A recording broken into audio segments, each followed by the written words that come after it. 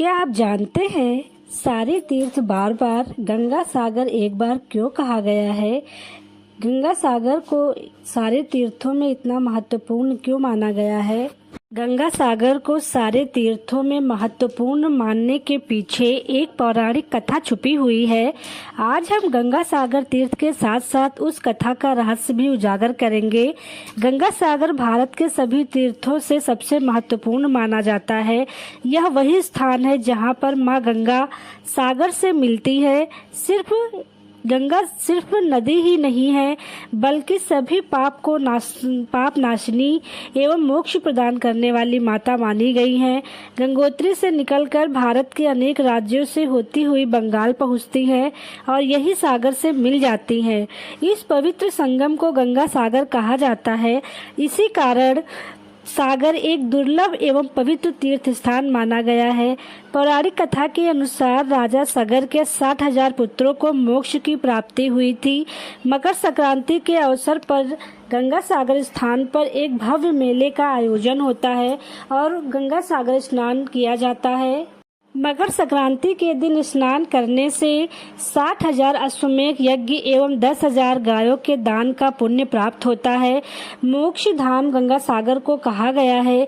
धर्म ग्रंथों में भी इसकी महानता का वर्णन मिलता है। पश्चिम बंगाल के दक्षिणी 24 परगना जिले में स्थित कपिल मुनि का आश्रम भी यही है। इन्हें नारायण का अवतार माना जाता है। राजा सगर ने अश्वमेध यज्ञ किया। अपने 60,000 पुत्रों के साथ अश्वमेध यज्ञ में यह अश्व के साथ अपने 60,000 पुत्रों को भेजा। एक बार अश्वमेध यज्ञ का अश्व लुप्त हो गया। बहुत ढूंढने के बाद उन पुत्रों ने देखा कि कपिल मुनि के आश्रम में अश्व बंधा हुआ है। कपिल मुनि के आश्रम में अश्व को देखकर उन पुत्रों को बड़ा क्रोध आया। उन्होंने कपिल मुनि को बहुत भला बुरा कहा, बहुत झगड़ालू किस्म का व्यवहार किया और इसके बाद कपिल मुनि ने उन्हें श्राप दे दिया। कपिल मुनि के श्राप देने के बाद समय बीतता गया। फिर राजा सगर के वंशज भागीरथ ने कपिल मुनि से बहुत अनुनय विनय की, उनकी प्रार्थना की और उनसे पूछा कि श्राप से मुक्ति का कोई मार्ग सुझाएं।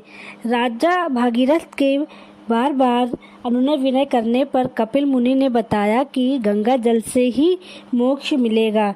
भागीरथ ने अपनी तपस्या के बल पर माता गंगा को पृथ्वी पर लाकर उन अपने वंशज 60,000 अपने वंशजों को मुक्ति दिलाई।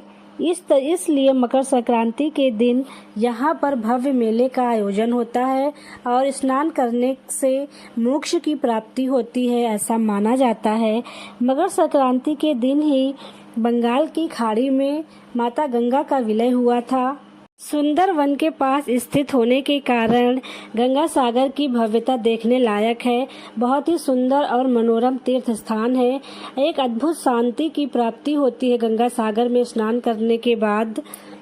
जय माँ गंगा। माँ गंगा आप सभी के पापों का नाश करें और सद्बुद्धि